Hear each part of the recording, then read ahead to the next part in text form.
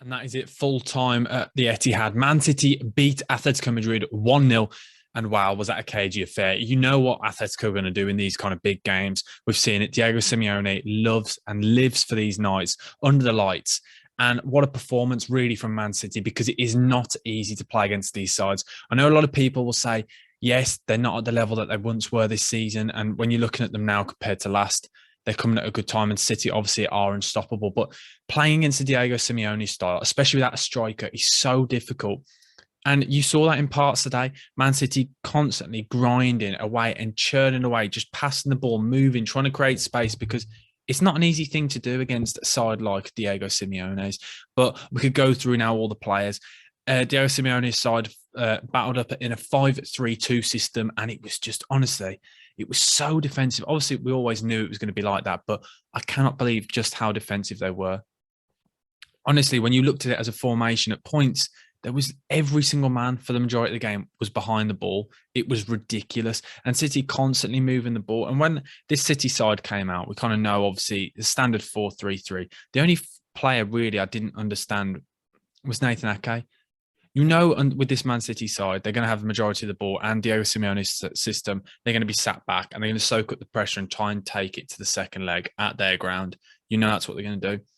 But Nathan Ake obviously is a centre back, so it became a flat back. So Cancelo kept going, and then Ake stayed. They didn't need that extra man. Obviously, you've got Rodri who can cover. I don't understand why Zinchenko didn't play somebody to bomb on down forward and create those overlaps, because it just was a really odd formation. This is now where we can discuss it. I was watching the game with my dad, and we said at the time, is this Pep Guardiola overthinking again? Because yes, I know they got the result, but about 60 minutes in, they were just struggling to break down. They didn't really have many shots or any real moments. They had 2 shots on target in the entire game. It's not good enough. When you have as much of the ball as they did, they had 71% possession of the ball. I'm just surprised they didn't go for. And then not only that, you've got Raheem Sterling and Riyad Mahrez. Riyad Mahrez, a player who likes to operate on the counter, where he can isolate himself against one-on-ones and defenders and then beat them. Whereas every time he got the ball, he was going up against 2 or 3 defenders. And then Raheem Sterling, he's somebody who likes to operate again in space. Those two, for me, aren't suited to this game. I thought Foden and Grealish would have been perfect. Grealish loves to take men on. That's what he does. He likes to take the ball in tight spaces. Same with Foden. And you saw that when they both came on, because they changed the game. Those 2 substitutions, I think, were the ones that changed the game. Not only that, I thought Gabriel Jesus, when he came on, at least they had somebody up top, because that was a problem for me quite a few times. A few times they get the ball and they just whip the ball in, and there was no one there. But I would like to say Man City, it was a good performance, because that is one thing that I do like about City as well, is they keep churning. They don't change the way they're playing. They keep doing, they trust in their system and keep grinding and churning away. And they know full well they'll get a chance eventually, because no side can withhold that pressure for as long as as Man City can. Just keep going. But no, what a game of football it was. But Diego Simeone does make you think, is it good for football? And that is the question. 0 shots in the entire game from Atletico Madrid. 0 shots and 0 shots on target. It's not good enough, is it? 29% possession. And we're in the quarterfinals. You'd expect a little bit more. Talk about defensive style, but it's criminal, isn't it? Just offer something. It's so negative. And Man City, for all the things they did well, that when you look at the actual game itself, it doesn't help it, does it? It's not a great spectacle, but I enjoy watching Manchester City and enjoy what they were trying to do. And it was interesting, I found, watching Man City trying to break them down. That was what I got an enjoyment out of. But the football neutral, a lot of people I know will find that game extremely boring, because it's difficult to operate. They've got no space. That everybody sits back. They don't press and put any pressure on the ball until it really gets towards the box. That's it, really. Let's be honest. When we go through majority of the players, I think Kevin De Bruyne had a bit of a poor game today. I think he had a bit of a stinker tonight, and I think the goal will hide what really his performance. I thought he struggled. He gave the ball away cheaply quite a few times. I thought Riyad Mahrez struggled. I think, but then again, I said it earlier, I don't think the system really suited him. When you're playing up against a side like Atletico, you need players who want to take men on rather than who will take balls in space. Whereas Mahrez, you want him out wide and you want him isolated with one-on-one. Same with Raheem. I thought Raheem Sterling struggled. I thought Ilkay Gundogan, I thought he struggled in the false 9 in that first half, or with him and Bernardo Silva, he kept chopping and changing. Bernardo Silva didn't really operate. I thought Rodri was good.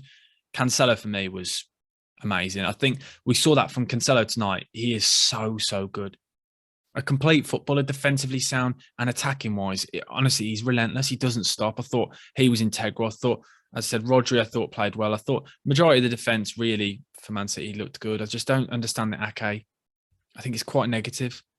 I think they should have gone bigger because you knew the game would be in front of them. So I don't understand why they play with Nathan Ake, because that's why I think Raheem Sterling didn't get much of the ball, because every time Ake got it, he just pass it back inside because he doesn't trust himself with the ball.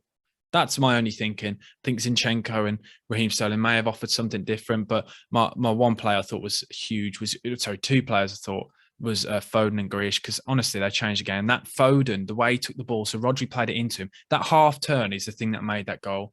And yes, it was a brilliant pass after that, and he beat his man. But it was that half turn. He allowed the ball to come across him and took it in such a tight space, and something that Riyad Mahrez hadn't done all game, and Raheem Sterling wasn't able to do. But that's the difference, and that's why Phil Foden is one of the best young players on the planet. What he can do with the ball. So many times he was getting to the byline, and we hadn't seen that all game, getting in behind, causing absolute havoc. And Grealish was just winding up the defenders. You could see every time he got the ball, they hit him because they know he's too good. Overall, I think Foden and Grealish have to start next game. I think surely Pep will have seen that. Surely, because as much as Raheem Sterling and Riyad Mahrez are great, have them on the bench, bring them off. They were absolutely class, those two were, when they came on. But overall, a good job done, and it's going to be a really interesting game in the next leg.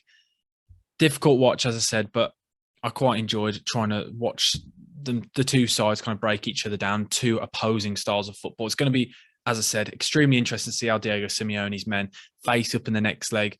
I doubt they're going to come out guns blazing. Let's be honest. I think that what they'll do is they'll treat the game as two games, as two legs in the next game. They'll treat the first 60 minutes and try and keep it at 0-0 and then go for it for the last half an hour, because that's what we've seen them do in the past. But let me know your thoughts on the game. My man of the match has to be, I'm going to have to go for Foden, even though he was on the pitch for not long. I thought what he did was absolutely class. But let me know, guys, your thoughts. And can Man City win the Champions League? Are they through to the next round? Is it their year? Let me know, guys. And if you've enjoyed that video, please smash the like button and do subscribe. But I will see you guys soon. Hopefully you enjoyed the video. BucketHatSam over and out. Thank you. Goodbye.